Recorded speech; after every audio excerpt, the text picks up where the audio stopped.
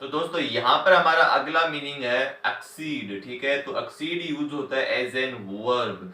तो यहाँ पर दोस्तों मैंने कहा okay dear I exceed your request. ठीक है, तो एक्सीड का मीन क्या होता है? एक्सीड का मतलब होता है दोस्तों कि किसी की रिक्वेस्ट को, किसी के डिमांड को मान लेना। ठीक है, स्वीकार कर लेना उसकी रिक्वेस्ट को। ठीक है, अपना लेना, एक्सेप्ट कर लेना, उसे हम कहते हैं एक्सीड। ठीक है, तो यहाँ पर बच्चे ने कहा कि सर ये टॉपिक जो है एक बार रिकॉर्डेड क्लास डाल दीजिएगा। ठीक है, तो मैंने कहा okay dear I exceed your request, यानी कि मैं आपकी जो रिक्वेस्ट है उसको स्वीकार करता हूँ। ठीक है, मानता हूँ। तो यहाँ पर किसी की रिक्वेस्ट को मान लेना यानी एक्सीड कर लेना। ठीक है, तो आज के बाद आप एक्सेप्ट की जगह क्या यूज करोगे?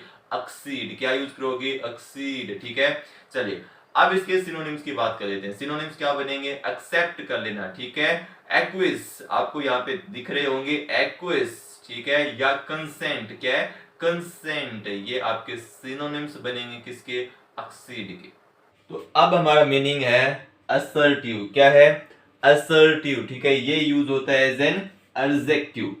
असर्टिव का क्या मीन होता है? असर्टिव का मीन होता है कि एक्सप्रेसिंग योर ओपिनियन फर्मली या स्ट्रोंगली, यानी कि आप अपना ओपिनियन जो रख रहे हैं वो मजबूती से रख रहे हैं। ठीक है, आप अपनी जो राय रख रहे हैं किसी के सामने, अपने विचार जो रख रहे हैं किसी के सामने, वो मजबूती से रख रहे हैं, फॉर्मली रख रहे हैं, स्ट्रांगली रख रहे हैं। ठीक है, उसे हम कहते हैं असर्टिव, यानी अपनी राय, अपने विचार जो व्यक्त करते हो आप वो मजबूती के साथ व्यक्त करें, ताकि जो सामने वाला पर्सन है वो आपकी बातों पर विश्वास करे। ठीक है, जैसे कि समझने का प्रयास करना। ठीक है, करंट सिचुएशन से रिलेटेड है। जैसे कि मैंने कहा you have to put your opinion, you have to put your opinion assertively. ठीक है, अब ध्यान से देखना दोस्तों। ठीक है, असर्टिव कैसे यूज हुआ? As an adjective. ठीक है, जब हम एडजेक्टिव में एल वाई ऐड करते हैं तो वो क्या बनता है? वो बनता है सर एडवर्ब। क्या बनता है? एडवर्ब। और जब हम नाउन में एल वाई ऐड करते हैं तो क्या बनता है? एडजेक्टिव। जब नाउन में एल वाई ऐड करें तो क्या बनेगा? एडजेक्टिव। ठीक है, तो ये क्या है? एडजेक्टिव। तो यहाँ पे ये क्या है? एडवर्ब है। ठीक है, क्या है भाई?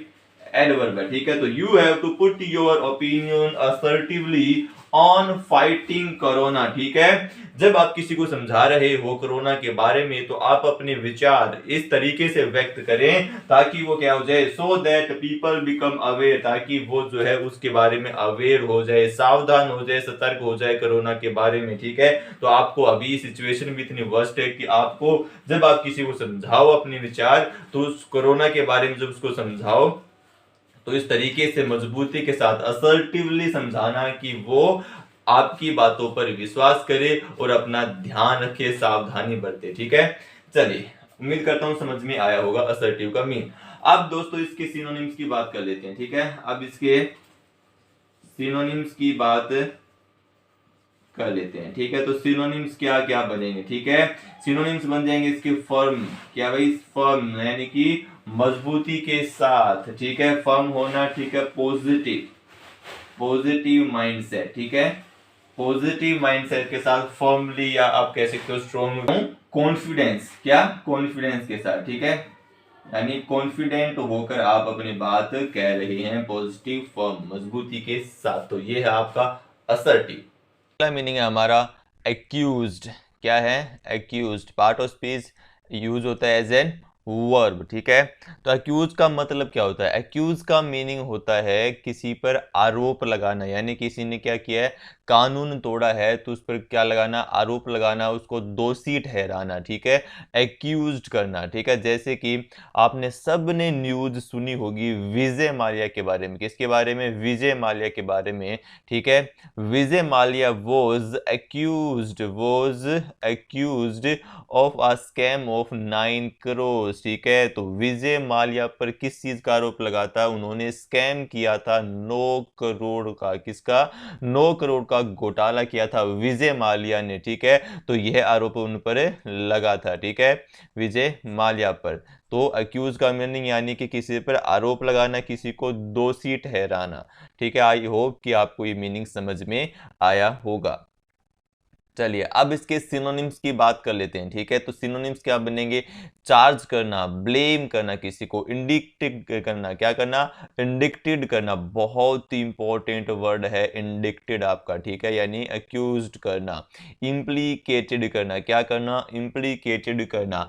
अब कुछ बच्चे कहते हैं कि सर इतने सारे सिनोनिम्स कैसे याद करें? तो देखिए जैसे कि हमने सेंटेंस में यूज किया था विजय माल्या वॉज अक्यूज्ड, वहां पे एक बार यूज करिए वॉज इंडिक्टेड, ठीक है, फिर यूज करिए वॉज इम्प्लीकेटेड, ठीक है। 3-4 बार जब सेंटेंस को लिखोगे तो वो ऑलरेडी दिमाग में छप जाएगा, ठीक है। और हर बार उसके सिनोनिम्स यूज करना है, एक बार इंडिक्टेड, फिर इम्प्लीकेटेड, फिर चार्ज्ड, ब्लेम, ठीक है। इस प्रकार से यूज करके देखना, इजीली आपको याद होंगे, ठीक है। ये जो चित्र है इनको दिमाग में बैठा लेना, ठीक है।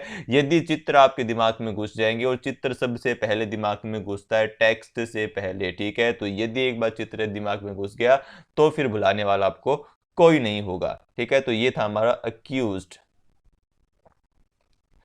चलिए अगले मीनिंग की बात कर लेते हैं। अगला मीनिंग है ऑडासिटी। क्या है ऑडासिटी? पिछले कुछ वर्षों से सबसे ज्यादा पूछे जाने वाला वर्ड है ऑडासिटी, ठीक है। यूज होता है एज एन नाउन। अब इसका मीनिंग क्या होता है? ऑडासिटी का मीनिंग होता है कि आपने कुछ ऐसा किया है, ठीक है, आपके साहस, यानी आपने कुछ ऐसा काम, साहसी काम, करेजियस काम किया है जिसकी वजह से सारे क्या हो गए हैं? स्तब्ध हो गए हैं, यानी कि सारे के सारे जो लोग हैं वो क्या है? चौंक गए हैं आपकी सफलता से, आपके करेज को देखिए, आपके साहस को देखकर, ठीक है। ओडासिटी, जैसे कि यहाँ पे मैंने कहा है, जैसे कि वन डे माई ओडासिटी, यानी कि एक दिन मेरा साहस, जो मैं अभी पढ़ाई कर रहा हूं इस वर्दी के लिए, जिस दिन मेरे को ये वर्दी मिल जाएगी उस दिन दुनिया सल्यूट करेगी, उस दिन दुनिया सल्यूट करेगी मेरे ऑडासिटी को। किसको?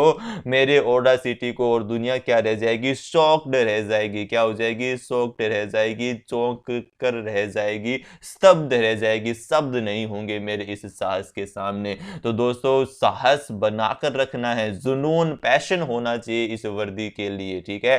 तो Audacity, one day my Audacity will shocked everyone, ठीक है। तो इसका मतलब हुआ साहस होना। क्या होना?